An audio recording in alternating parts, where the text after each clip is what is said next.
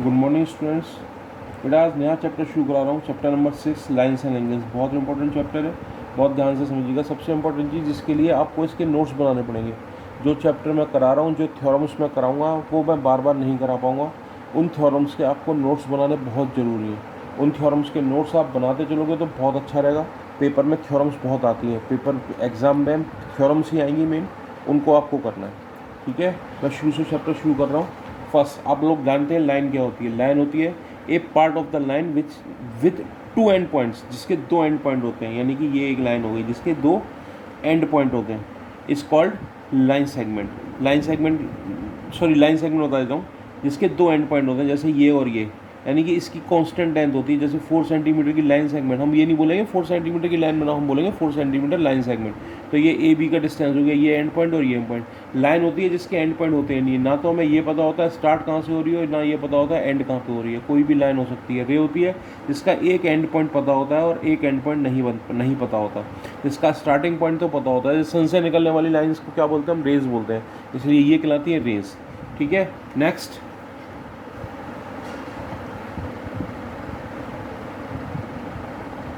अगर कोई भी 3 पॉइंट एक ही लाइन, कोलिनियर पॉइंट, बहुत इंपॉर्टेंट टॉपिक, बहुत इंपॉर्टेंट है ये। कोलिनियर पॉइंट्स क्या होते हैं, बहुत बार ये नाम आएगा पेपर में प्रूव करने के लिए भी आएगा। Prove that these are collinear points. Collinear points होते हैं यदि 3 and more points are lie in the same line. यदि 3 and more line points are lie in the same line are called collinear point. जैसे ये और ये, इनको अगर आप ज्वाइन करोगे तो ये एक लाइन में नहीं है, तो ये कोलिनियर पॉइंट नहीं है। ये कोलिनियर पॉइंट है, ये और ये, ए बी और सी। ठीक है, तो इनको कोलिनियर पॉइंट्स बोलते हैं। यदि दो एंगल्स का सम, यदि if the sum of the two angles is 90 degree then they are called the complementary to each other. जैसे 30 डिग्री है, 30 डिग्री का कॉम्प्लीमेंट्री एंगल निकालना है तुम्हें, तो इसका कितने का होगा, इसको 90 में से माइनस कर दो। 90 minus 30 is equal to 60 degree. Suppose करो x का कॉम्प्लीमेंट्री एंगल निकालना, तो कितना हो जाएगा 90 माइनस एक्स। इसी तरह से कॉम्प्लीमेंट्री एंगल होगा, इसी तरह से सप्लीमेंट्री एंगल्स होते हैं। If the sum of the two angles is 180 then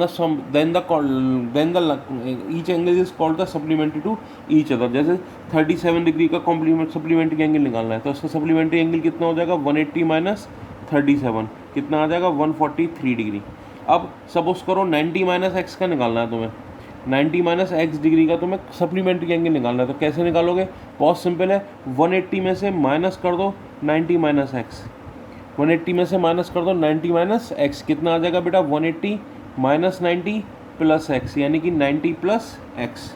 90 plus x इसका कॉम्प्लीट सप्लीमेंट्री एंगल हो जाएगा। दोनों का सम करके देख लो, 90 माइनस एक्स और 90 प्लस एक्स कितना बैठेगा, एक्स से एक्स कैंसिल हो जाएगा 180। तो each angle is called the supplementary to either. Next आता है एडजस्टेड एंगल। एडजस्टेड एंगल क्या होते हैं, बहुत इंपॉर्टेंट है ये भी। एडजस्टेड एंगल होते हैं दो angles are said to be adjusted if there one ray is common, जिनका कि एक आर्म जो होती है वो कॉमन होती है, बाकी जो दूसरी आर्म होती है वो उनकी अपोजिट डायरेक्शंस में होती हैं। जैसे ये एक एंगल है और ये एक एंगल है, तो ये वाला एंगल 1 और एंगल 2, ये कौन से एंगल्स होंगे, एडजस्टेड एंगल हो जाएंगे। क्यों, क्योंकि इन दोनों की एक आर्म तो ये ए बी कॉमन है, और ए सी और ए डी जो आर्म है वो एक ए बी की अपोजिट डायरेक्शन में और ये एक ए बी की अपोजिट डायरेक्शन में है।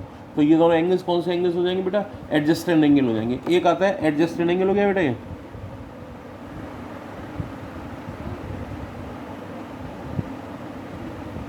ये सारे नोट्स आपको मेरी नोट्स मैं फोटो भेज दूंगा, उसमें मिल जाएंगे। ठीक है, समझ उसमें से लेना, मैं इसमें समझा देता हूँ आपको।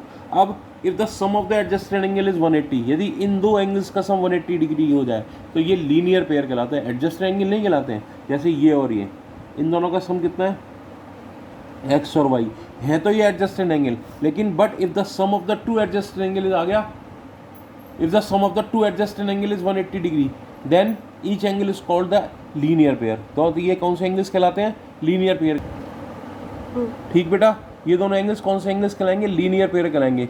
हैं एडजस्टेड एंगल ही, लेकिन if the sum of the two angle is 180 degree, sum of the two adjusted angle is 180 degree, then each angle is called supplementary to each other, and if the sum of the two adjacent angle is 180 degree then they make a linear pair। इसको लिखने का तरीका क्या हो जाएगा, x plus y is equal to 180 degree. ठीक है। Next एक वर्टिकल अपोजिट एंगल आपने बहुत अच्छी तरह से सीखा हुआ है, इसमें एक्स बनता है, जैसे एंगल 1, एंगल 2, एंगल 3 और एंगल 4। एंगल 1 जो होगा वो एंगल 2 के इक्वल होगा, एंगल 3 जो होगा वो एंगल 4 के इक्वल होगा। ये कौन से एंगल कहलाते हैं? वर्टिकल अपोजिट एंगल कहलाते हैं। कौन से angle? Vertical opposite angle.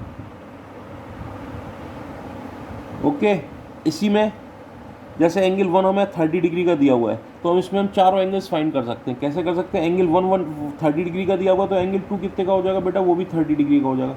Reason लिखना जरूरी है, वर्टिकल अपोजिट एंगल। और एंगल 1 प्लस एंगल 3 कितने डिग्री का होगा? एंगल 1 प्लस एंगल 3 कितने डिग्री का होगा? 180 डिग्री का होगा। क्यों होगा ये लिखा जाएगा लीनियर पेयर, क्योंकि इनका सम एक लाइन के ऊपर है, दोनों का सम 180 डिग्री है। तो ये कौन से एंगल कहलाएंगे? Linear pair.